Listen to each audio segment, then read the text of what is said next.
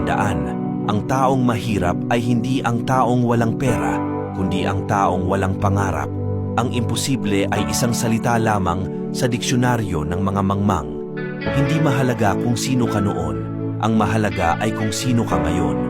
Ang paghihirap ay bahagi ng buhay. Ngunit kung patuloy mong iisipin ang paghihirap, hindi mo makikita ang biyaya.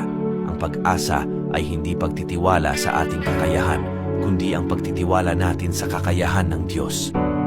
Kapag naramdaman mo na wala ka ng halaga sa mundo, tandaan mo, si Jesus ay namatay para sa iyo. Ang tunay na pagmamahal ay hindi nagtatapos sa pagbibigay, kundi sa pagbibigay, ngunit walang inaasahang kapalit. Ang pagkakaiba-iba ng tao ay isang regalo. Ito ay nagpapakita na ang bawat isa sa atin ay may espesyal na misyon sa mundong ito. Sa bawat pagsubok, mayroong katumbas na biyaya. Ang pinakamabigat na mga hamon sa buhay ay karaniwang nagdudulot ng pinakamalaking pagbabago sa iyong buhay. Ang pagiging mayaman ay hindi nasusukat sa dami ng pera na meron ka, kundi sa dami ng mga taong natutulungan mo.